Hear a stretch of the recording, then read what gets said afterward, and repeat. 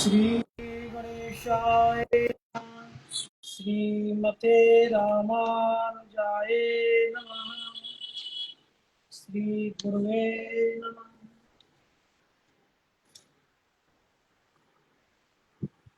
शंकर भगवान की जय। उमापति महादेव की।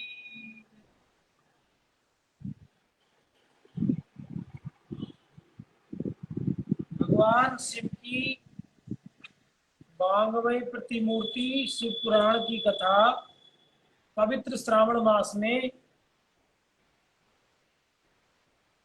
झाड़ीपत महादेव मंदिर शिकारपुर में महादेव के चरणों में बैठकर, शिव मंदिर में, शिवालय में बैठकर श्रावण मास में कथा का पाठ, मूल कथा का पाठ चल रहा है। आज की कथा में नारद जी का शिव तीर्थों में भ्रमण करके आना, शिव गणों को साप से उद्धार करना और ब्रह्मलोक में जाकर ब्रह्मा जी से शिव तत्व के विषय में प्रश्न करना। कल नारद जी को भगवान नारायण ने बताया था कि आप जाकर भगवान शिव के सतनामों का पाठ करो और शिव भगवान की आराधना, वंदना, स्तुति करो और शिव लोकों में भ्रमण करो, काशी आदि में जाओ, विश्वनाथ के दर्शन करो, उनकी स्तुति पूजा करो और उसके बाद जाकर ब्रह्मलोक में जाकर ब्रह्मा जी से शिव कथा का श्रवण करो। तो नारद जी भगवान शिव की कथा सुनने, शिव तत्व के विषय में जानकारी लेने के लिए ब्रह्मलोक ब्रह्मा जी के पास पहुंचे।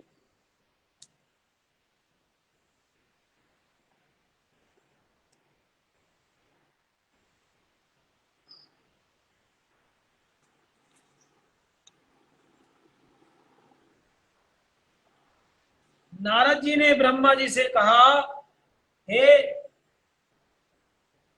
परब्रह्म परमात्मा के स्वरूप को जानने वाले पितामह, जगत प्रभु, आपके कृपा प्रसाद से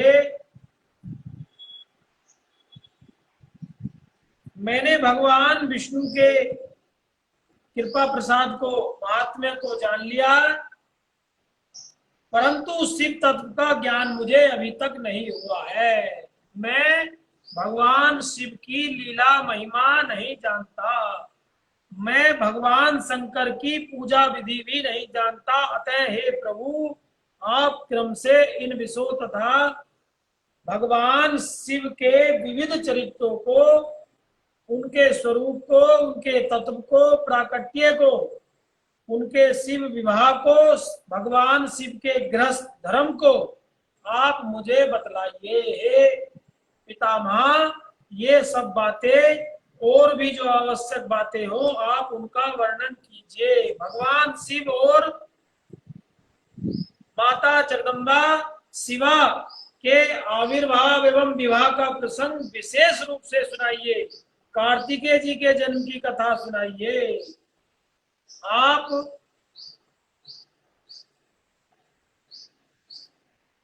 पहले बहुत लोगों से मैंने ये बातें सुनी है किंतु तृप्त नहीं हो सका हूं, इसलिए आपकी शरण में आया हूं, आप कृपा कीजिए। नारद जी की बात सुनकर ब्रह्मा जी बोले, हे देव शिरोमणि नारद, तुम सदा समस्त जगत के उपकार में ही लगे रहते हो। ब्रह्मा जी बोले, हे नारद, तुम सदैव संसार का कल्याण करते रहते हो और संसार के कल्याण की कामना से तुमने अति उत्तम बात पूछी है, जिसके सुनने से संपूर्ण लोगों के समस्त पाप नष्ट हो जाते हैं। ब्रह्मा जी कह रहे हैं कि भगवान शिव के तत्व की कथा, भगवान शिव की कथा सुनने से संपूर्ण लोगों के जितने भी पाप हैं, समस्त पाप नष्ट हो जाते हैं। मैं उस शिव तत्व का वर्णन करता हूं जो बहुत अद्भुत है। ब्रह्मा जी कह रहे हैं, जिस समय समस्त चराचर जगत नष्ट हो गया था, जब सब सारी सृष्टि का प्रलय हो जाता है, सब सृष्टि सारा जगत नष्ट हो जाता है, तब चारों ओर सर्वत्र अंधकार ही अंधकार रहता है। न सूर्य रहता है, न चंद्रमा रहता है, न अग्नि रहती है, न वायु रहती है, न पृथ्वी रहती है, न दिन रहता है, न रात रहता है, और न नक्षत्र रहते हैं, न कोई ग्रह रहती है। वायु और जल की सत्ता भी नहीं रहती। प्रधान तत्व से रहित सूना आकाश मात्र शेष था। केवल आकाश ही शेष था। दूसरे किसी तेज की उपलब्धि नहीं होती थी। शब्द और स्पर्श भी छोड़ चुके थे। गंध और रूप भी का भी अभाव हो चुका था। दिशाओं का भी भान नहीं होता था। इस प्रकार निरंतर सूची वेद घोर अंधकार फैला हुआ था। जब सृष्टि का प्रलय हो जाता है, जब सृष्टि का नाश हो जाता है, तो चारों ओर अंधकार फैल जाता है, कुछ शेष नहीं बचता।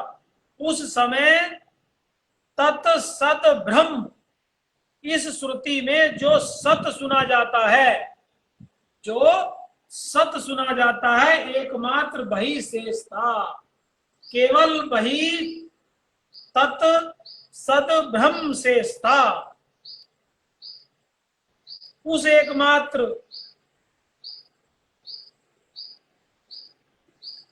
सत की ही सत्ता शेष थी, जिसे योगी जन अपने हृदय आकाश के भीतर निरंतर देखते हैं। जिस ब्रह्म को, जिस सत को योगी जन अपने अंदर देखते हैं, वही सत शेष रहता था। वाणी भी वहां तक नहीं पहुंच सकती। वह नाम तथा रूप रंग से भी शून्य है। जो सृष्टि के सर्वत्र नाश हो जाने के बाद जो सतरूपी परमात्मा ब्रह्म बचता है, उसको वाणी से नहीं कहा जा सकता। उसका ना कोई रंग है, ना कोई रूप है, वह न स्थूल है, न कृस है, न हस्व है, न बड़ा है, न छोटा है, न गुरु है। उसमें न कभी वृद्धि होती है, न कभी छोटा होता है, न कभी घटता है। श्रुति उसके विषय में चकित भाव से है, इतना ही कहती है, अर्थात उसकी सत्ता मात्र का ही निरूपण कर पाती है। जो परमात्मा है, जो परब्रह्म है, जो सतरूप है, हमारे वेद, हमारी श्रुतियां केवल उसकी सत्ता का ही अनुभव कर पाती है, उसका विवरण देने में असमर्थ है। भगवान की सत्ता जो परम सत्य है, परम शक्ति है, परम परमात्मा है, उसका निरूपण कोई नहीं कर सकता। उसकी सत्ता मात्र का ही अनुभव हो सकता है। वह सत्य ज्ञान स्वरूप, अनंत परमानंदमय परम ज्योति स्वरूप, अप्रमेय, आधार रहित, निर्विकार, निराकार, निर्गुण, सर्वव्यापी, सबका एकमात्र कारण, निरारंभ, माया शून्य, उपद्रव निर्विकल्प, अद्वितीय, अनादि, अनंत, संकोच विकास से शून्य तथा चिन्मय है। वह अनादि है। जिस परब्रह्म के विषय में ज्ञान और अज्ञान से पूर्ण उक्तियों द्वारा इस प्रकार विकल्प किए जाते हैं, उसके कुछ काल के बाद जब पुनः सृष्टि आती है, तब उस परमात्मा परब्रह्म की एक से अनेक होने की इच्छा शक्ति का संकल्प प्रकट होता है।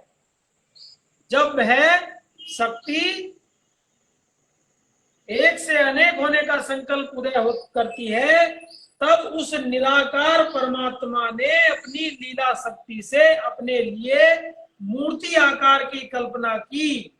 वह मूर्ति संपूर्ण ऐश्वर्य गुणों से, सर्व ज्ञान से, सब स्वरूप से, सर्वव्यापनी, सर्वरूपा, सर्वदर्शनी, सर्वकारणी, सबकी एकमात्र वंदनीय, सर्वज्ञ तथा सब कुछ देने वाली संपूर्ण संस्कृतियों का केंद्र थी। जब भगवान सृष्टि का विलय करने के बाद पुनः सृष्टि आरंभ करते हैं, तब भगवान की एक से अनेक होने की इच्छा जागृत होती है। उस समय भगवान एक मूर्ति स्वरूप की रचना करते हैं, जो संपूर्ण गुणों से संपन्न होती है, संपूर्ण शक्तियों से, संपूर्ण ऐश्वर्य से परिपूर्ण होती है। जो मूर्ति रहित परम ब्रह्म है, जो मूर्ति से अलग, उस मूर्ति से अलग ब्रह्म है, उसी की मूर्ति भगवान सदाशिव है, वही सदाशिव है।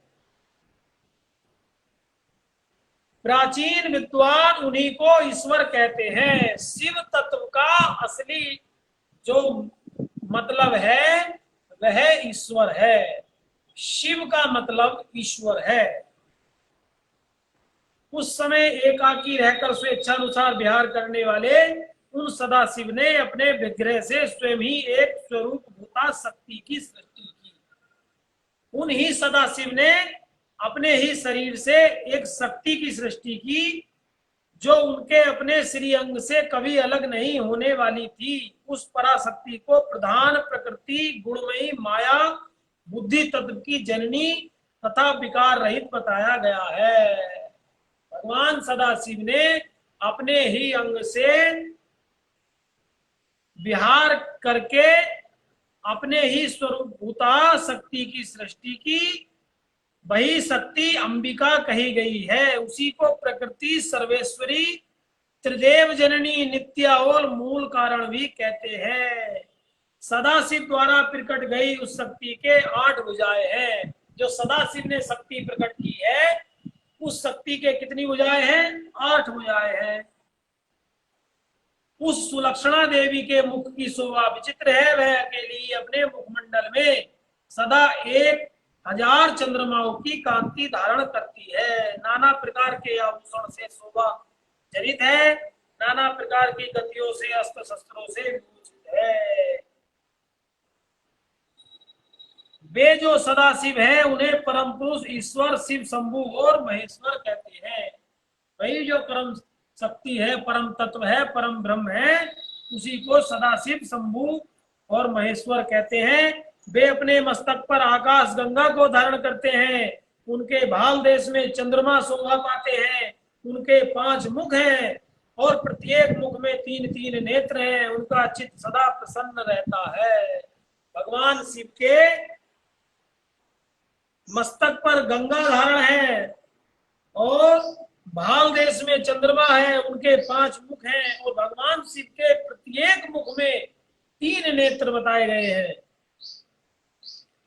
10 भुजाओं से युक्त और त्रिशूलधारी हैं। उनके श्री अंगों की जो कांति है, जो प्रभा है, वह कपूर के समान गौर वर्ण की है। भगवान शिव की जो कांति है, उनका जो शरीर है, कर्पूर के समान सफेद गोरा है। वे अपने सारे अंगों में भस्म रमाए रहते हैं। उन काल रूपी ब्रह्म ने एक ही समय शक्ति के नाथ शिवलोक नामक क्षेत्र का निर्माण किया था। उन्हीं सदाशिव ने शिवलोक का निर्माण किया। उस उत्तम क्षेत्र को ही काशी कहते हैं। भगवान शिव ने जिस शिवलोक की स्थापना की सृष्टि के समय, उसी को काशी कहा गया है, जो परम मोक्ष का स्थान है। वे प्रिया प्रीतम शक्ति और शिव 2 परमानंद स्वरूप हैं। उन मनोरम क्षेत्र में नित्य निवास करते हैं। काशी जैसे क्षेत्रों में शिवा और शिव दोनों निवास करते हैं। शिव और शिवा ने प्रलय काल में भी कभी उस क्षेत्र को अपने सानिध्य से मुक्त नहीं किया। जब सृष्टि का अंत हो गया, प्रलय हो गया, उस समय भी काशी को छोड़कर शिव और शिवा नहीं जाते।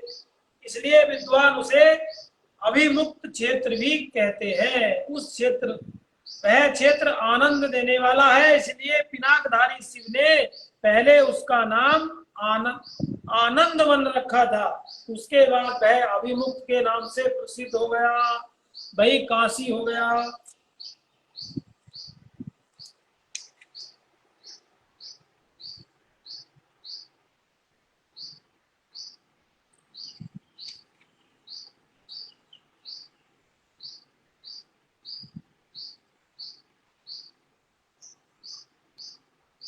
ब्रह्मा जी कह रहे हैं, हे नारद जी, एक समय उस आनंद वन में रमण करते हुए शिवा और शिव के मन में यह इच्छा हुई कि किसी दूसरे पुरुष की सृष्टि करनी चाहिए।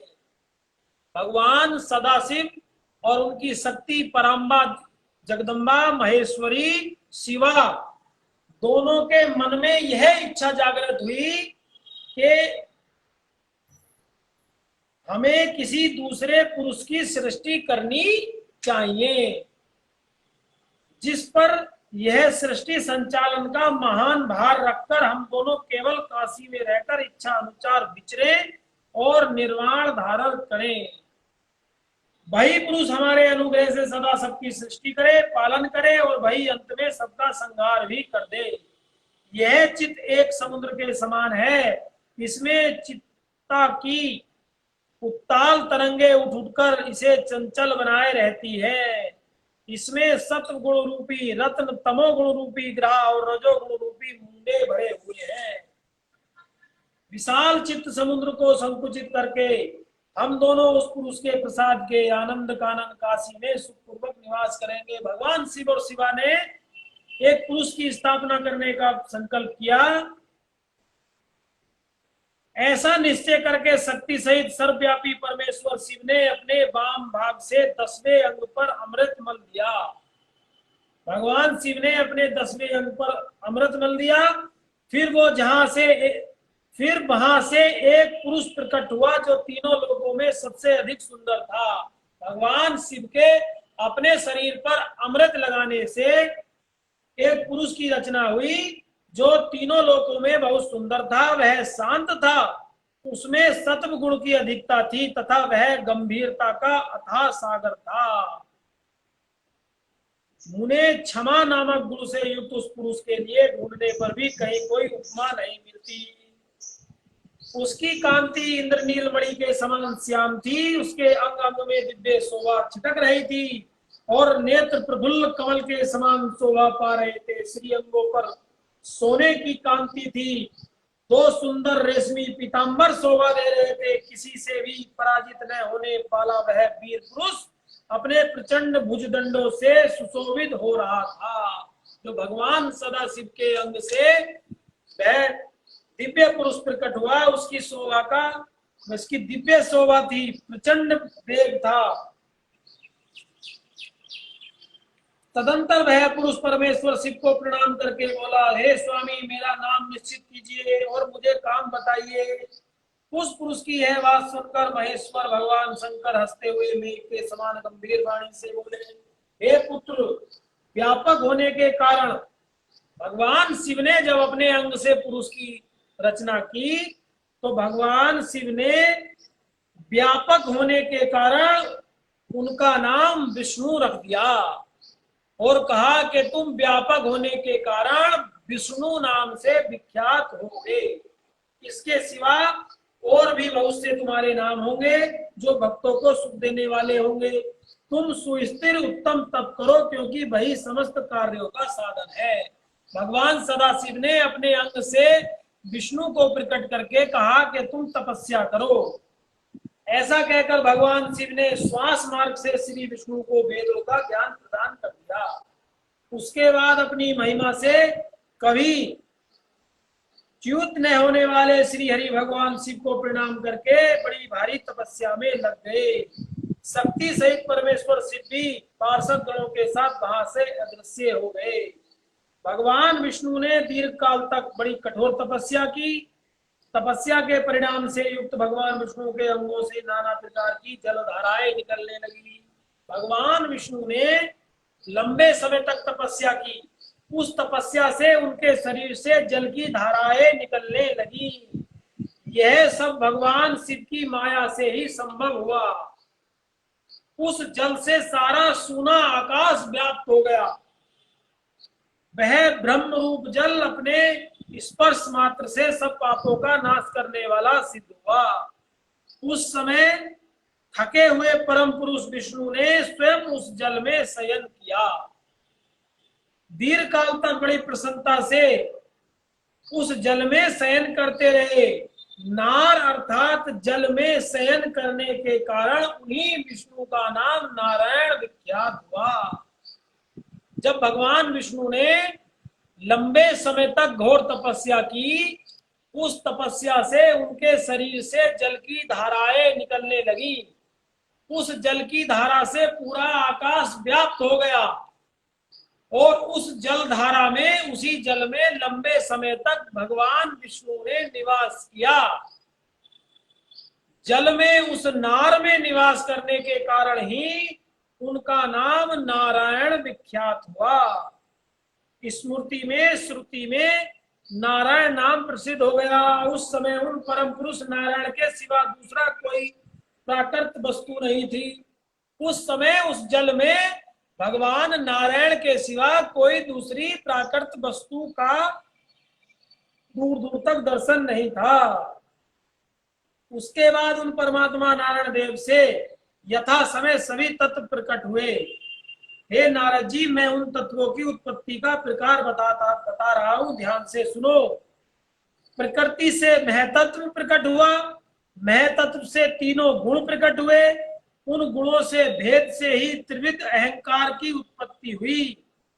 उस अहंकार से 5 तन्मात्राओं की उत्पत्ति हुई, उन तन्मात्राओं से 5 भूत प्रकट हुए, उसी समय ज्ञानेन्द्रिय और कर्मेंद्रियों द्वारा भी का प्रादुर्भाव भी हुआ।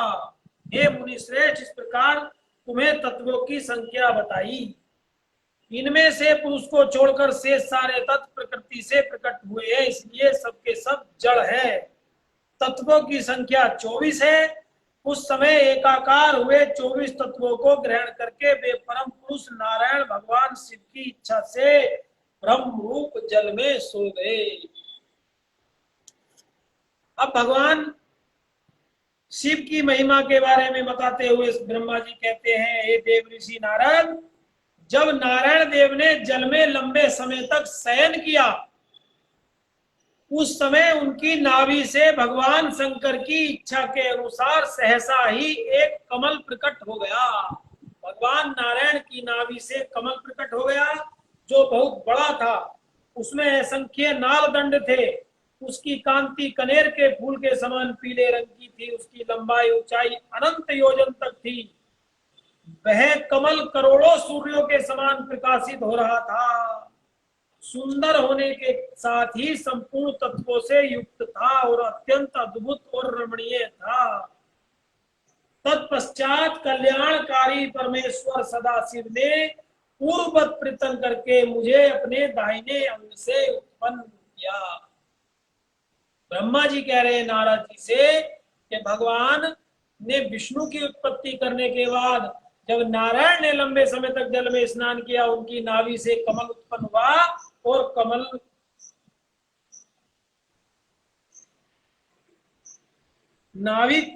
नाभि कमल तब नारद जी से बता रहे हैं कि भगवान सदाशिव ने मुझे अपने अंग से प्रकट करके उस नाभि कमल में डाल दिया। लीला पूर्वक मुझे वहां प्रकट कर दिया। उस प्रकार उस कमल से पुत्र के रूप में मुझ हिरण्य गर्भ का जन्म हुआ। मेरे 4 मुख हुए और शरीर की कांति लाल हुई। मेरे मस्तक पर त्रिपुंड की रेखा थी। भगवान शिव की माया से मोहित होने के कारण मेरी ज्ञान शक्ति इतनी दुर्बल हो रही थी कि मैंने उस कमल के सिवा दूसरे किसी को अपने शरीर का जनक या पिता नहीं माना। मैं कौन हूं, कहां से आया हूं, मेरा क्या कार्य है, मैं किसका पुत्र होकर उत्पन्न हुआ हूं और किसने इस समय मेरा निर्माण किया है। ब्रह्मा जी जब कमल से प्रकट हुए तो सोचने लगे कि मैं कौन हूं, मेरा किसने निर्माण किया है। इस संशय में पड़ गए। मैं किस लिए मोह में पड़ा हुआ हूं, जिसने मुझे उत्पन्न किया है उसका पता लगाना तो बहुत सरल है। इस कमल पुष्प को जो पत्र युक्त है, नाल है, उसका उद्गम स्थान इस जल के भीतर नीचे की ओर है। जिसने मुझे उत्पन्न किया है वह पुरुष भी वही होगा, इसमें संशय नहीं है। ब्रह्मा जी ने सोचा कि नाल के नीचे मुझे जाना चाहिए और ऐसा विचार करके ब्रह्मा जी बोले कि मैं कमल से नीचे उतरा। उस कमल से नीचे नाल दंड में मैं गया। मैं उस कमल की एक एक नाल में गया और सैकड़ों वर्षों तक वहां भ्रमण करता रहा। ब्रह्मा जी कह रहे हैं नारद जी से कि जो भगवान विष्णु की नाभि से कमल उत्पन्न हुआ, उस कमल में मैं सैकड़ों वर्षों तक भ्रमण करता रहा, किंतु उस कमल के उद्गम का उत्तम स्थान मुझे नहीं मिला। वह कमल कहां से प्रकट हुआ, उसकी कोई मुझे था नहीं प्राप्त हुई। तब उन्हें संशय में पड़कर मैं उस कमल पुष्प पर जाने को उत्सुक हुआ और नाल के मार्ग से उस कमल पर चढ़ने लगा। इस तरह बहुत ऊपर जाने पर भी मैं कमल के कोष को नहीं पा सका। उस दशा में मैं और भी मोहित हो गया और मैंने उस समय भगवान शिव की इच्छा से परम मंगलमय उत्तम आकाशवाणी प्रकट हुई। तब ब्रह्मा जी नाभि कमल में गए और कमल से ऊपर आए। जब कमल का कोई और छोर नहीं पता चला, उसका कोई आदि अंत नहीं पता चला, तब आकाशवाणी हुई जो मेरे मोह का विध्वंस करने वाली थी। उस आकाशवाणी ने कहा, तपह, दो शब्द कहे, तय पे, तपस्या करो। उस आकाशवाणी को सुनकर मैंने जन्मदाता पिता का दर्शन करने के लिए उस समय पुनः प्रयत्न पूर्वक 12 वर्षों तक घोर तपस्या की। अतः मुझ पर अनुग्रह करने के लिए 4 भुजाओं और सुंदर नेत्रों से सुशोभित भगवान विष्णु वहां सहसा प्रकट हो गए। उन परम पुरुष ने अपने हाथों में शंख, चक्र, गदा और पद्म धारण कर रखे थे। उनके सारे अंग सलज जलधर के समान श्याम कांति से सुशोभित थे। पीतांबर पहना था। उनके मस्तक आदि अंगों पर मुकुट आदि आभूषण शोभा पा रहे थे। तदंतर उन नारायण देव के साथ मेरी बातचीत आरंभ हुई। भगवान शिव की लीला से वहां हम दोनों में विवाद छिड़ गया। ब्रह्मा जी कह रहे हैं कि जब मैंने तपस्या की तो वहां 4 भुजाओधारी, पीतांबरधारी, शंखधारी भगवान विष्णु प्रकट हो गए और दोनों में, मुझ में और विष्णु में विवाद छिड़ गया। इसी समय हम लोगों के बीच में एक महान अग्नि स्तंभ ज्योतिर्लिंग प्रकट हुआ और मैं और श्री विष्णु क्रम से ऊपर नीचे उसका आदि और अंत का पता लगाने के लिए दोनों प्रयत्न पूर्वक गए, परंतु उस ज्योतिर्लिंग का कोई छोर हमें नहीं मिल पाया। भगवान विष्णु भी उसी तरह नीचे ऊपर आकर मुझसे मिले। हम दोनों शिव की माया से मोहित थे। श्री हरि ने मेरे साथ आगे पीछे और अगल बगल में परमेश्वर शिव को प्रणाम किया। फिर वे सोचने लगे, यह क्या वस्तु है, इसके स्वरूप का निर्देश नहीं किया जा सकता, क्योंकि न तो इसका कोई नाम है न कर्म है। लिंग रहित तत्व ही यहाँ लिंग भाव को प्राप्त हो गया है। इसके बाद मैंने और श्री हरि ने दोनों ने अपने चित्त को स्वच्छ करके उस अग्नि स्तंभ को प्रणाम करना आरंभ कर दिया। हम दोनों ने कहा, हम आपके स्वरूप को नहीं जानते। हम जो कोई आप भी क्यों न हो, आपको हमारा नमस्कार है। आप शीघ्र ही हमें अपने यथार्थ रूप का दर्शन कराइए। इस प्रकार अहंकार से अरिष्ट हम दोनों भी वहां नमस्कार करने लगे। ऐसा करते हुए 100 वर्ष बीत गए। भगवान सदाशिव ने ब्रह्मा जी और विष्णु जी के बीच में जो ज्योतिर्स्तंभ प्रकट किया, उस ज्योतिर्स्तंभ की पूजा करते करते, प्रणाम करते करते ब्रह्मा जी को और विष्णु जी को 100 वर्ष बीत गए।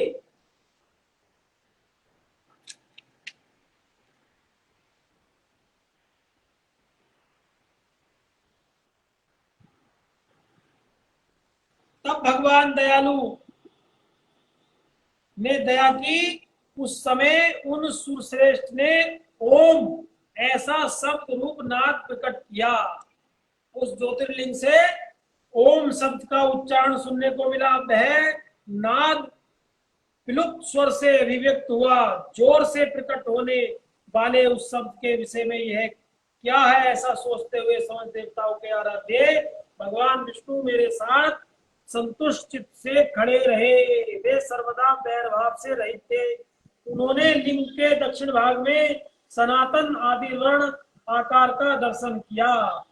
उत्तर भाग में उकार का मध्यम भाग में मकार का और अंत में ओम इस नाद का साक्षात दर्शन एवं अनुभव किया। उस समय श्री हरि यह सोचने लगे कि यह अग्नि स्तंभ कहां से प्रकट हुआ है, हम दोनों फिर इसकी परीक्षा करें।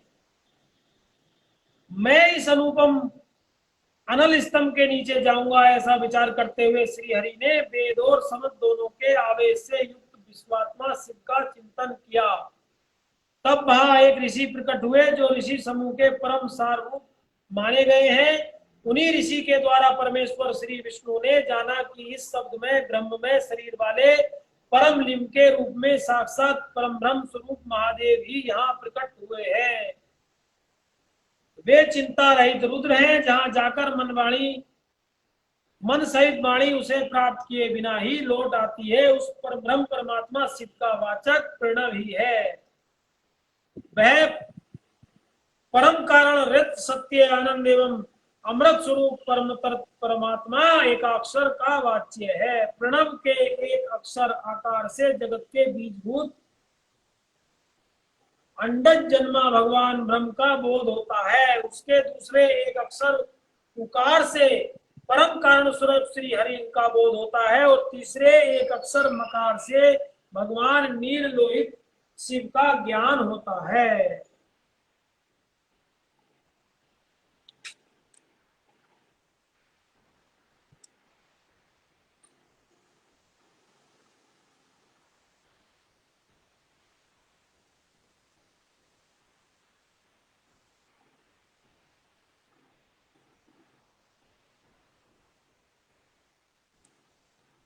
इन बीजी भगवान महेश्वर के लिंग से आकार रूप बीज प्रकट हुआ, जो कार रूप योनि में स्थापित होकर सब और बढ़ने लगा। उस स्वर्ण में अंड के रूप में ही बताने योग्य था, उसका कोई और विशेष लक्षण नहीं होता था। वह दिव्य अंड अनेक वर्षों तक जल में ही स्थित रहा। उसके बाद 1000 वर्ष के बाद उस अंड के 2 टुकड़े हो गए। जल में स्थित हुआ वह अंड अजन्मा ब्रह्मा जी की उत्पत्ति का स्थान था और साक्षात महेश्वर के आघात से ही फूटकर 2 भागों में बट गया था। स्वर्ण में कपाल बड़ी शोभा पाने लगा, उसी भूलोक के रूप में प्रकट हुआ तथा दूसरा नीचे वाला कपाल था, वही 5 लक्षणों से युक्त पृथ्वी है। उस अंड के चतुर्मुख ब्रह्मा उत्पन्न हुए, जिनकी कै संज्ञा है, वे समस्त लोगों के सृष्टा है। इस प्रकार वे भगवान महेश्वर ही इन त्रिविध रूपों में वर्णित हुए। इसी अभिप्राय से उन ज्योतिर्लिंग रूप में भगवान सदाशिव ने ओम ऐसा कहा। यह बात यजुर्वेद के श्रेष्ठ मंत्र कहते हैं। यजुर्वेद के श्रेष्ठ मंत्रों का यह कथन सुनकर ऋचाओं और साम मंत्रों ने भी हमसे आदर पूर्वक कहा, हे हरे, हे ब्रह्मन, यह बात ऐसी ही है। इस तरह देवेश्वर लिंग को जानकर श्री हरि ने शक्ति संभूत मंत्रों द्वारा उत्तम एवं महान अभ्युदय से शोभित होने वाले उन महेश्वर देव का स्तवन किया। भगवान शिव ने उन परम तत्व महेश्वर की पूजा उपासना की और भगवान श्री की उपासना से, श्री हरि की उपासना से प्रसन्न होकर परमेश्वर भगवान प्रसन्न होकर शब्दमय रूप को प्रकट करके हंसते हुए खड़े हो गए।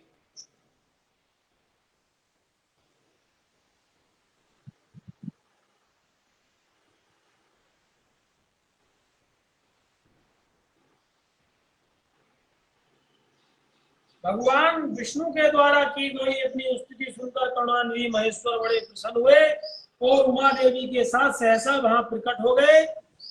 उस समय उनके 5 मुख और प्रत्येक मुख में 3-3 नेत्र थे। भाल देश में चंद्रमा शोभित था, सिर पर जटा धारण किए हुए थे, गौर वर्ण था, विशाल नेत्र थे। शिव ने अपने संपूर्ण अंगों में भस्म लगा रखी थी। उनके 10 भुजाएं थी, कंठ में नील चिन्ह था। उनके श्रीअंग समस्त आभूषणों से विभूषित थे। उन सर्वांग सुंदर शिव के मस्तक भस्म में त्रिपुंड से अंकित थे। ऐसे विशेष गुणों से युक्त परमेश्वर महादेव को भगवती उमा के साथ उपस्थित देखकर मैंने और भगवान विष्णु ने पुनः प्रिय वचनों द्वारा उनकी स्तुति की। ब्रह्मा जी कह रहे हैं कि उमा और महेश्वर की हम दोनों ने स्तुति की। तब शिव भगवान बोले, हे सुरेश श्रेष्ठम, मैं तुम दोनों की भक्ति से प्रसन्न हूँ। तुम लोग मुझ महादेव की ओर देखो। इस समय तुम्हें मेरा स्वरूप जैसा दिखाई देता है वैसा ही रूप का प्रयत्न पूर्वक पूजन और चिंतन करना चाहिए। तुम दोनों महाबली हो और मेरी स्वरूप भूता प्रकृति से प्रकट हुए हो। तुम सर्वेश्वर के दाएं बाएं अंगों से तुम्हारा आविर्भाव हुआ है। ये लोक पितामह ब्रह्मा मेरे दाहिने अंग से उत्पन्न हुए हैं और तुम विष्णु परमात्मा मेरे बाएं अंग से प्रकट हुए हो। मैं तुम दोनों पर भली भांति प्रसन्न हूँ। तुम्हें मनोवांछित फल देता हूँ। मेरी आज्ञा से तुम दोनों की मुझ में सुदृढ़ भक्ति हो। तुम मेरी आज्ञा का पालन करते हुए जगत की सृष्टि करो और हे विष्णु तुम इस चराचर जगत का पालन करो। भगवान सदाशिव ने ब्रह्मा जी और विष्णु जी के सामने प्रकट होकर कहा कि हे ब्रह्मा जी तुम सृष्टि करो और हे विष्णु तुम इस सृष्टि का पूरे चराचर जगत का पालन करो। हम दोनों से ऐसा कहकर भगवान शंकर ने हमें पूजा की उत्तम विधि प्रदान की, जिसके अनुसार पूजित होने पर वे पूजक को अनेक प्रकार से फल देते हैं। शंभु की उपयुक्त बात सुनकर मेरे सहित श्री हरि ने परमेश्वर को हाथ जोड़कर प्रणाम किया और भगवान विष्णु बोले, हे प्रभु यदि आप हमारे प्रति आपके हृदय में प्रीति है, प्रेम है और यदि आप हमें वर देना चाहते हैं तो हम दोनों को सदा अनन्य एवं अविचल भक्ति प्रदान कर दीजिए। विष्णु जी ने भगवान सदाशिव से भक्ति का प्रदान किया। ब्रह्मा जी कहते हैं, मुने श्री हरि की यह बात सुनकर भगवान हर ने पुनः मस्तक झुकाकर प्रणाम करके हाथ जोड़े हुए खड़े हुए नारायण से कहा, मैं सृष्टि पालन और संहार का करता हूँ, सगुण और निर्गुण हूँ तथा सच्चिदानंद स्वरूप हूँ, निर्विकार परम परमात्मा हूँ। हे विष्णु सृष्टि रक्षा और प्रलय स्वरूप गुणों अथवा कार्यों के भेद में मैं ही ब्रह्मा विष्णु और रुद्र नाम धारण करके तीन स्वरूपों में विभक्त हुआ हूँ। भगवान महेश्वर शिव बोले कि मैं सृष्टि का पालन करता हूँ, मैं ही सृष्टि का संहार करता हूँ और मैं ही सृष्टि करता हूँ। सगुण निर्गुण मैं ही हूँ, निर्विकार ब्रह्म परमात्मा मैं ही हूँ। सृष्टि की रक्षा प्रलय गुणों अथवा कार्यों के भेद में मैं ही ब्रह्मा विष्णु और रुद्र के रूप में प्रकट हुआ हूँ। भगवान शिव कहते हैं कि मैं ही सृष्टि का पालन संहार और सृष्टि का कारण हूँ। भगवान शिव की आरती भी है ना, जग करता जग हरता जग पालन करता। जग के पालन करने वाले, जग को करने वाले और जग का हरण करने वाले भगवान शिव है। और भगवान शिव ही एकानन चतुरानन पंचानन राजे। एकानन चतुरानन पंचानन राजे। एकानन पंचानन चतुरानन हंसानन और अनेकों रूप धारण करते हैं। गरुड़ पर आरूढ़ होते हैं और वही हंस पर और वही वृषभ पर आरूढ़ रहते हैं।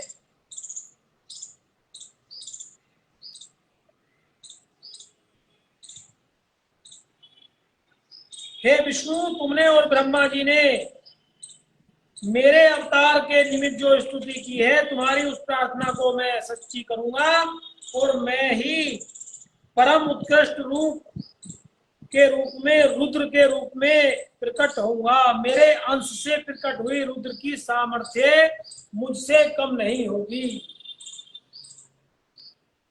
पूजा की विधि विधान की दृष्टि से मुझ में और रुद्र में कोई अंतर नहीं होगा। भगवान सदाशिव कह रहे हैं कि मैं रुद्र के रूप में संसार में व्याप्त रहूंगा और मुझ में और रुद्र में कोई भी भेद नहीं होगा। मेरी पूजा और रुद्र की पूजा समान भाव से होगी। जैसे ज्योति का जल आदि के साथ संपर्क होने पर भी उसमें स्पर्श दोष नहीं लगता, उसी प्रकार मुझ निर्गुण परमात्मा को भी किसी संयोग से बंधन नहीं प्राप्त होता। जब रुद्र प्रकट होंगे तब वे भी शिव के ही तुल्य होंगे।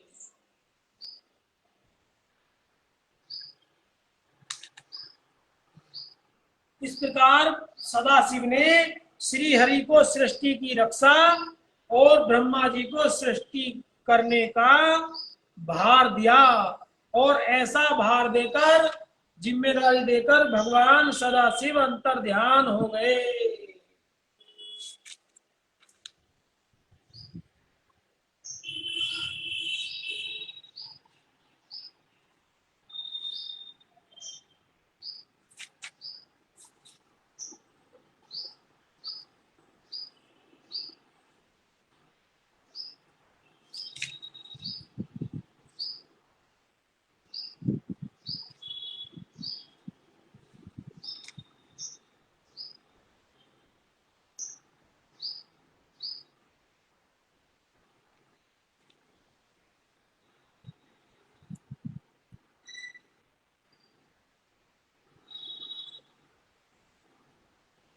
तत्पश्चात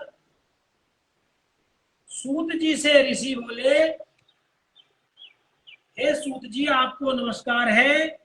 आपने भगवान शिव की बड़ी अद्भुत एवं परम पावन कथा सुनाई है। ब्रह्मा और नारद जी के संवाद के अनुसार आप हमें शिव पूजन की वह विधि बताइए जिससे यहाँ भगवान शिव संतुष्ट होते हैं। सूत जी से पूछ रहे हैं ऋषि।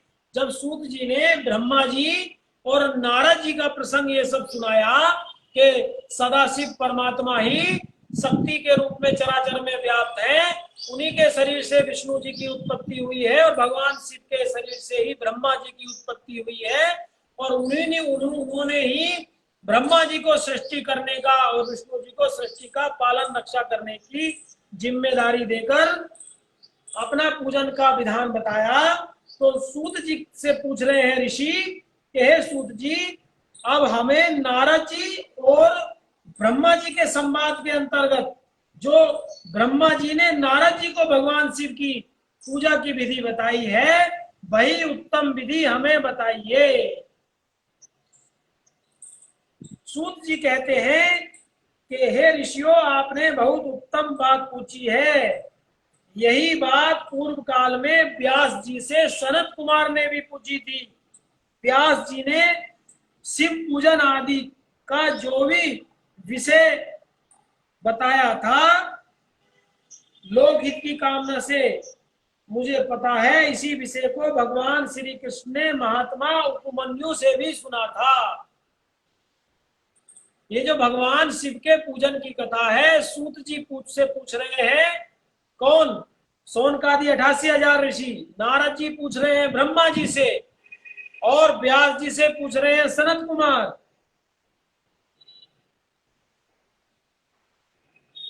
नहीं, व्यास जी सनत कुमार से पूछ रहे हैं, और उपमन्यु से भगवान श्री कृष्ण पूछ रहे हैं। वही प्रसंग मैं बताऊंगा। सूत जी कह रहे हैं कि जो प्रसंग होता क्या है, जब कोई विचित्र बड़ी कथा कहनी होती है तो कोई भी कथा वक्ता या कोई भी आचार्य ये नहीं कहता कि मैं सीधी आपको कथा सुनाऊंगा। ये बताते हैं कि जो हमारे गुरुजी ने, हमारे आचार्य ने, संतों ने, ऋषियों ने, मुनियों ने कहा है। तो सूत जी कह रहे हैं कि जो कथा व्यास जी को सुनाई, सनकादि जी ऋषियों ने, जो कथा उपमन्यु ने सुनाई भगवान श्री कृष्ण को, वही कथा मैं आपको सुनाऊंगा। संक्षेप में लिंग पूजन की विधि बता रहा हूं। पहले भी लिंग पूजन की विधि आ चुकी है जो सभी समस्त फलों को देने वाली है। प्रातः काल उठकर, ब्रह्म मुहूर्त में उठकर गुरु तथा शिव का स्मरण करके, तीर्थों का चिंतन करके भगवान विष्णु का ध्यान करें। फिर जो है शिव का स्मरण करके तीर्थों का चिंतन करें, भगवान विष्णु का चिंतन करें, मुनियों का चिंतन करें, शंकर जी का विधि पूर्वक नाम लें और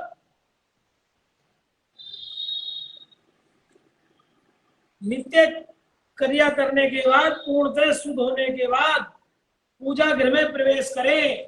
वहां पूजन सामग्री लेकर सुंदर आसन पर बैठकर न्यास आदि करके क्रम से महादेव की पूजा करें। शिव जी की पूजा करने से पहले, भगवान शंकर की पूजा करने से पहले गणेश जी की पूजा, द्वारपालों की, दिक्पालों की भली भांति पूजा करके देवता के लिए पीठ स्थान की कल्पना करें अथवा अष्टदल कमल बनाकर पूजा द्रव्य के समीप बैठें और उस कमल पर ही भगवान शिव को समासीन करें, आचमन करें, दोनों हाथ धोकर प्रणाम करके कुंभक करते हुए त्रिनेत्रधारी भगवान शिव का ध्यान करें। कैसे ध्यान करें कि भगवान शिव के 5 मुख हैं। भगवान शिव का हमें कैसे ध्यान करना चाहिए कि भगवान शिव के 5 मुख हैं, भगवान शिव के 10 भुजाएं हैं, शुद्ध स्फटिक के समान उज्जवल कांति है, गौरवर्ण है, सब प्रकार के आभूषण उनके श्री अंग को विभूषित कर रहे हैं, व्याघ्र चर्म की चादर ओढ़े हुए हैं और सदा शिव की ऐसे भावना से ध्यान करना चाहिए। ऐसी भावना करके मनुष्य को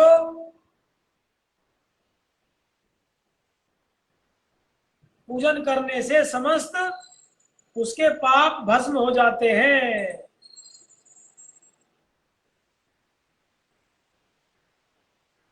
खस और चंदन को पात्र में रखकर चमेली के फूल, शीतल चीनी, कपूर, बड़की जड़, तमाल चूर्ण बनाकर उसको पात्र में डालकर इलायची, चंदन सभी पात्रों को लेकर धूप, दीप, नैवेद्य आदि अनेकों प्रकार से भगवान शिव की पूजा, नंदीश्वर की पूजा करनी चाहिए।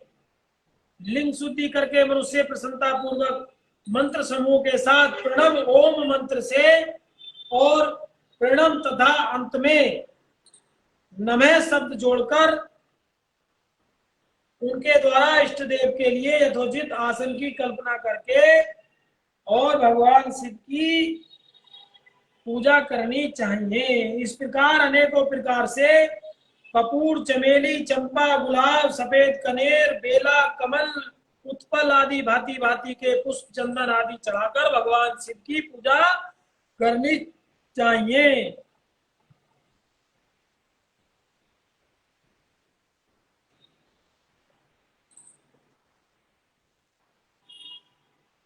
धूप, दीप, नैवेद्य, तांबूल आदि से आरती युक्त यथोयुक्त विधि से पूजा और आरती करनी चाहिए और भगवान से कहना चाहिए, हे कल्याणकारी शिव, मैंने अनजान में अथवा जानबूझकर जो जब पूजा आदि सत्कर्म किए हैं वे आपकी कृपा से सफल हो। इस प्रकार पढ़कर भगवान शिव के ऊपर प्रसन्नता पूर्वक फूल चढ़ाने चाहिए। स्वास्ति वाचन करके नाना प्रकार की प्रार्थना करें, शिव जी के ऊपर मार्जन करें, मार्जन के बाद नमस्कार करें, अपराध की क्षमा याचना करें और विसर्जन करें और संपूर्ण भाव से प्रार्थना करें, शिवे भक्ति, शिवे भक्ति, शिवे भक्ति भवे भवे, अन्यथा शरणं नास्ति त्वमेव शरणं मम। प्रत्येक जन्म में मेरी शिव में भक्ति हो, शिवे भक्ति, शिवे भक्ति, शिवे भक्ति भवे भवे। प्रत्येक जन्म में मेरी शिव में भक्ति हो, शिव में भक्ति हो, शिव में भक्ति हो, अन्यथा शरणम नास्ति त्वमेव शरणम मम। शिव के सिवा दूसरा कोई मुझे शरण देने वाला नहीं है। महादेव आप ही मेरे लिए शरणदाता है।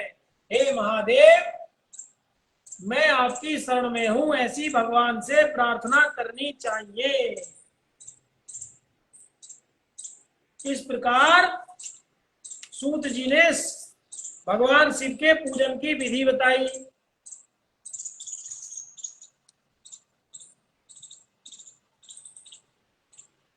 मनुष्य को देश काल के लिए विशुद्ध स्नान नहीं करना चाहिए। रविवार, श्राद्ध, संक्रांति, ग्रहण, महादान, तीर्थ, उपवास दिवस, अशौच प्राप्त होने पर मनुष्य गर्म जल से स्नान न करे।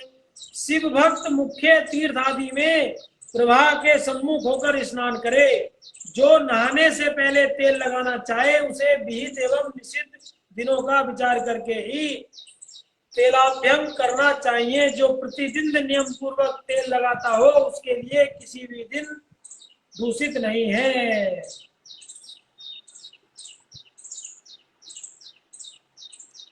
गंदे वस्त्रों का शिव पूजा में उपयोग नहीं करना चाहिए।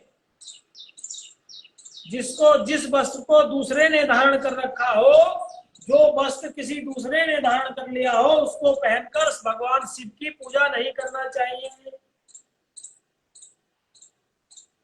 स्नान के बाद देवताओं, ऋषियों, पितरों को तृप्ति देने वाला स्नानांग तर्पण करना चाहिए। उसके बाद धुला हुआ वस्त्र पहनना चाहिए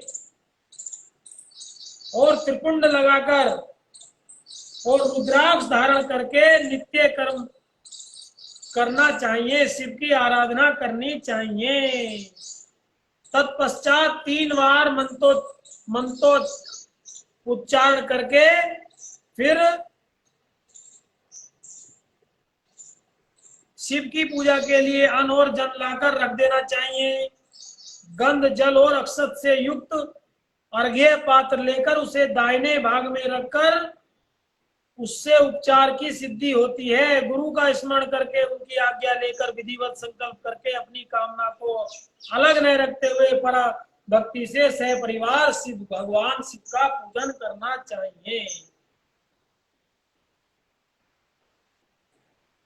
एक मुद्रा दिखाकर सिंदूर आदि उपचारों द्वारा सिद्धि बुद्धि सहित विघ्नहारी गणेश का पूजन करें। लक्ष्य और लाभ से युक्त गणेश जी का पूजन करके उनके नाम के आदि में प्रणव, अंत में नमः जोड़कर नाम के साथ चतुर्थी विभक्ति का प्रयोग करते हुए नमस्कार करें। ओम गणपतये नमः, ओम गणपतये नमः ऐसा कहकर या सिद्धि बुद्धि सहिताय गणपतये नमः ऐसा कहकर भगवान गणेश की प्रार्थना करनी चाहिए। कार्तिकेय जी सहित गणेश जी का पूजन करना चाहिए। तत्पश्चात द्वारपाल महोदय का पूजन करके सती साध्वी गिरिजा नंदिनी उमा की पूजा करनी चाहिए।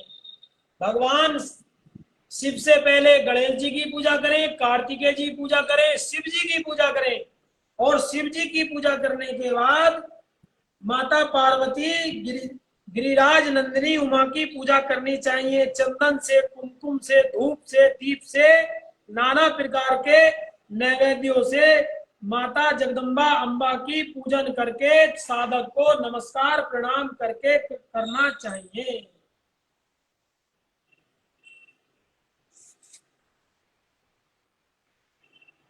और भगवान का अनेकों प्रकार आह्वान करना चाहिए। जो कैलाश के शिखर पर निवास करते हैं भगवान शिव का हमें आह्वान करना चाहिए। कैसे? जो कैलाश के शिखर पर निवास करते हैं, पार्वती देवी के पति हैं, समस्त देवताओं से उत्तम हैं, जिनके स्वरूप का शास्त्रों में यथावत वर्णन किया गया है, जो निर्गुण होते हुए भी गुण रूप हैं, जिनके 5 मुख हैं, 10 भुजाएं हैं, प्रत्येक मुखमंडल में 3-3 नेत्र हैं, जिनकी ध्वजा पर वृषभ का चिन्ह अंकित है, अंग कांति कर्पूर के समान गोरी है, जो दिव्य रूपधारी चंद्रमा रूपी मुकुट से सुशोभित हैं, सिर पर जटाजूट धारण करने वाले हैं, जो हाथी की खाल पहनते हैं, व्याघ्र चर्म ओढ़ते हैं, जिनका स्वरूप शुभ है, जिनके अंगों में वासुकी आदि नाग लिपटे रहते हैं, जो पिनाक आदि आयुध धारण करते हैं, जिनके आगे 8 सिद्धियां निरंतर नाच करती रहती हैं, जिनकी सेवा में सब लगे रहते हैं, दुसह तेज के कारण जिनकी ओर देखना भी कठिन है, जो देवताओं द्वारा सेवित होते हैं, संपूर्ण प्राणियों को शरण देने वाले हैं, जिनका मुखारविंद प्रसन्नता से खिला रहता है, वेदों और शास्त्रों ने जिनकी महिमा का यथावत गुणगान किया है।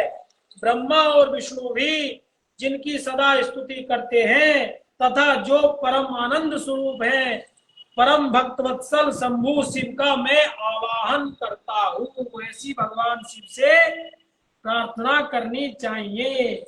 सांबाए सदा शिवाय नमः आसनम समर्पयामि। उसके बाद पाद और अर्घ देना चाहिए। प्रत्येक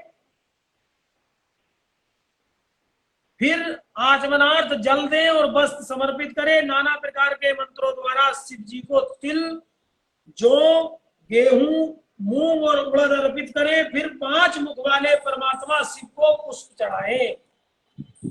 प्रत्येक मुख पर ध्यान के अनुसार यथोचित अभिलाषा करके कमल, सतपत्र, शंख पुष्प, पुष्प, धतूर, मंदार, मूंगा, तुलसी दल अथवा बिल्व पत्र चढ़ाकर पराभक्ति के साथ भक्तवत्सल भगवान शंकर की पूजा करनी चाहिए।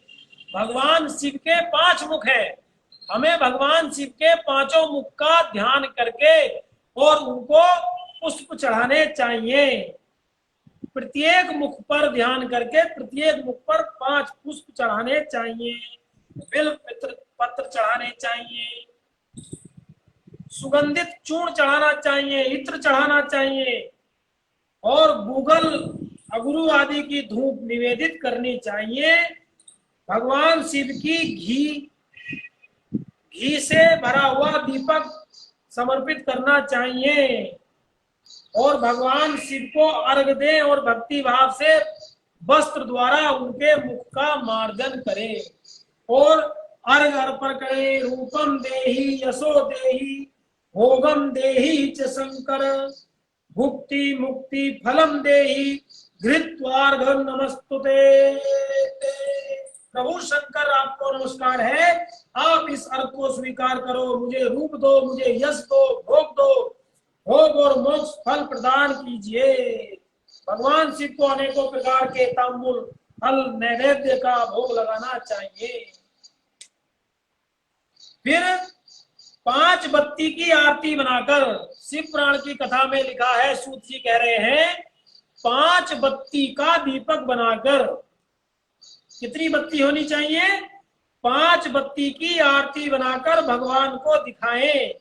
उसकी संख्या इस प्रकार है: पैरों में 4 बार, नाभि मंडल के सामने 2 बार, मुख के समक्ष 1 बार और संपूर्ण शरीर में 7 बार। इस प्रकार 14 बार भगवान की आरती उतारनी चाहिए। उसके बाद धीरे धीरे शिव की परिक्रमा करें और परिक्रमा करके भगवान शिव को साष्टांग दंडवत प्रणाम करें।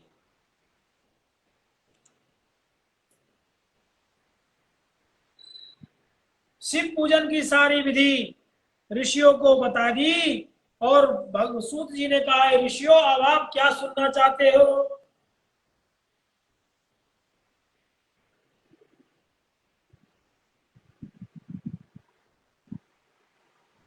भगवान शिव के पूजन में विशेष वस्तुओं के अर्पण के बारे में ब्रह्मा जी नारद जी को बता रहे हैं। जो मनुष्य लक्ष्मी की प्राप्ति करता हो वह कमल, बिल्व पत्र, सतपत्र और शंख पुष्प से भगवान शिव की पूजा करे। जिस मनुष्य को लक्ष्मी की कामना है वह भगवान शिव की पूजा कमल के पुष्प से, बेल पत्र से, सतपत्र से और शंख पुष्प से करे। यदि 1 लाख की संख्या में कमल के पुष्प से या बेल पत्र से भगवान शिव की पूजा की जाए तो वह समस्त पापों को नाश करके लक्ष्मी की प्राप्ति कराती है। इसमें कोई संशय नहीं है। शिव पुराण की कथा कहती है कि अगर 1 लाख कमल पुष्पों से, 1 लाख बेल पत्रों से, 1 लाख शंख पुष्प से भगवान शिव की पूजा संपन्न की जाए तो वह 1 लाख कमलों से की गई भगवान की पूजा से हमारे अंदर के समस्त पाप नष्ट हो जाते हैं और लक्ष्मी जी की विशेष कृपा हमारे ऊपर होती है, इसमें कोई संशय नहीं है। प्राचीन पुरुषों ने 20 कमलों का एक प्रस्थ बताया है, 1000 बिल पत्रों को भी एक प्रस्थ कहा गया है।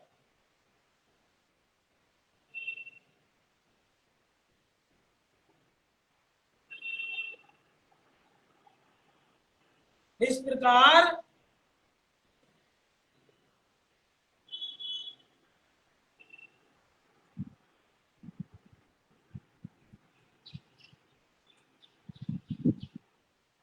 मृत्युंजय मंत्र का जब 5 लाख जब पूरा हो जाता है तब भगवान शिव प्रत्यक्ष दर्शन देते हैं।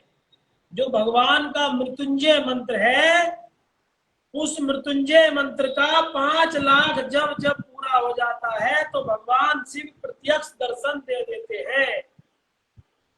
1 लाख के जब से शरीर की शुद्धि होती है, 2 लाख के जब से पूर्व जन्म की बातों का स्मरण हो जाता है, 3 लाख जब पूर्ण करने से संपूर्ण काम्य वस्तुएं प्राप्त हो जाती है, 4 लाख जाप करने से स्वप्न में भगवान शिव का दर्शन हो जाता है, और जैसे ही 5 लाख जब पूर्ण होते हैं, मृत्युंजय मंत्र का जैसे ही 5 लाख जब पूर्ण होता है, भगवान शिव साक्षात दर्शन देते हैं, तत्काल उपासक के सन्मुख प्रकट हो जाते हैं।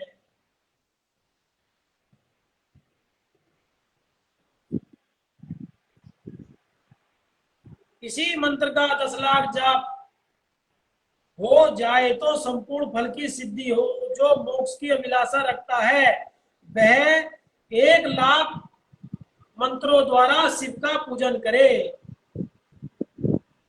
जिसे पुत्र की अभिलाषा है वह धतूरे के 1 लाख फूलों से पूजा करे। जिस मनुष्य को पुत्र की अभिलाषा है, संतान की अभिलाषा है, तो पुत्र की अभिलाषा के लिए वह मनुष्य 1 लाख धतूरे के पुष्पों से भगवान शिव की पूजा करे। पुत्र की प्राप्ति के लिए 1 लाख धतूरे के फूलों से भगवान शिव की पूजा करनी चाहिए। यदि तुलसी दल से शिव की पूजा करे तो उपासक को भोग और मोक्ष दोनों सुलभ हो जाते हैं। तुलसी दल से भगवान की पूजा करने से मोक्ष मिलता है। लाल और सफेद आंख, सफेद कमल के 1 लाख फूलों द्वारा पूजा करने से भोग और मोक्ष की प्राप्ति होती है। अड़हुल के 1 लाख फूलों से की गई पूजा शत्रुओं को मृत्यु देने वाली होती है। करवीर के 1 लाख फूल से शिव की पूजा में रोग नष्ट हो जाते हैं। और चमेली 1 लाख चमेली के फूलों से शिव की पूजा करने से मनुष्य वाहनों को उपलब्ध करता है, इसमें संशय नहीं है। 1 लाख अलसी के फूलों से महादेव की पूजा करने वाला पुरुष भगवान विष्णु को बहुत प्रिय हो जाता है। जो मनुष्य 1 लाख अलसी के पुष्पों से भगवान शिव का पूजन करता है, भगवान शिव को अलसी के पुष्प समर्पित कर देता है, वह भगवान विष्णु को बहुत प्रिय होता है। समी पत्रों से पूजा करके मनुष्य मोक्ष प्राप्त कर लेता है। बेला के फूल चढ़ाने से शिव अत्यंत सुलक्षणा पत्नी प्रदान करते हैं। जिस मनुष्य को अच्छी सती साध्वी सुलक्षणा पत्नी की इच्छा हो तो वह बेला के पुष्पों से भगवान शिव की पूजा करे। जूही के पुष्पों से पूजा की जाए तो घर में अन्न की कमी नहीं होती। जूही के पुष्पों से पूजा करने से घर में अन्न की कमी नहीं होती। कनेर के फूलों से पूजा करने से मनुष्य को वस्त्र की प्राप्ति होती है। और 1 लाख बिलपत्र चढ़ाने पर मनुष्य अपनी सारी वस्तुएं प्राप्त कर लेता है। अगर भगवान शिव पर 1,00,000 की संख्या में बेलपत्र चढ़ाए जाएं तो मनुष्य की समस्त कामनाएं पूर्ति हो जाती है। हर श्रृंगार के फूलों से पूजा करने से सुख संपत्ति की वृद्धि होती है। जो ऋतु फूल हैं, जो वर्तमान ऋतु में समय के अनुसार पुष्प चलते हैं, वह भगवान को समर्पित करने से मोक्ष मिलता है। राई के फूल शत्रुओं को मृत्यु प्रदान करते हैं। राई के फूल से भगवान शिव की पूजा करने से शत्रुओं का नाश होता है। चंपा और केवड़े को छोड़कर शेष सभी फूल भगवान शिव को चढ़ाए जाते हैं। भगवान शिव को चंपा का और केवड़े का, केतकी का, जिसको केवड़ा भी कहते हैं, उसका फूल भगवान शंकर को नहीं चढ़ाया जाता। महादेव के ऊपर चावल चढ़ाने से मनुष्य को लक्ष्मी की प्राप्ति होती है। चावल अखंडित न हो, पूरे चावल हो, मतलब चावल टूटे हुए नहीं होने चाहिए।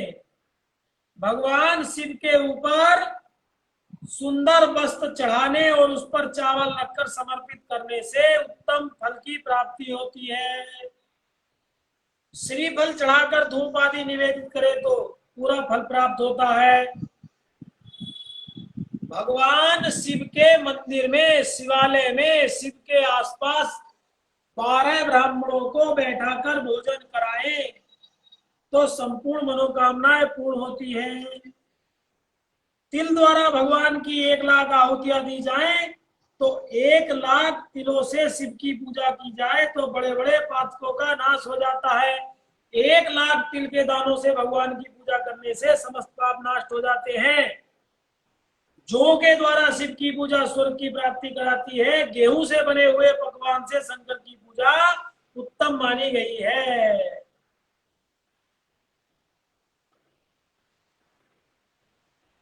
यदि मूंग से पूजा की जाए तो भगवान शिव सुख प्रदान करते हैं।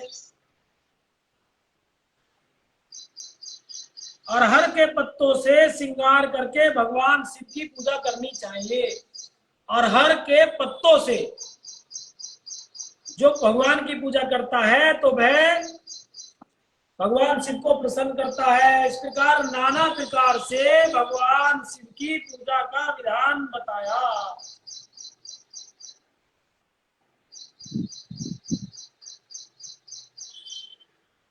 सुख और संतान की वृद्धि के लिए जलधारा द्वारा पूजन उत्तम बताई गई है। भस्म धारण करके उपासक को शिव की पूजा करनी चाहिए। अनेकों प्रकार, इस प्रकार पूजा की विधि ब्रह्मा जी ने नारद जी को भगवान शंकर के पूजा की विधि बताई। अब नारद जी ने ब्रह्मा जी से प्रश्न किया कि भगवान ने आगे की सृष्टि किस प्रकार की।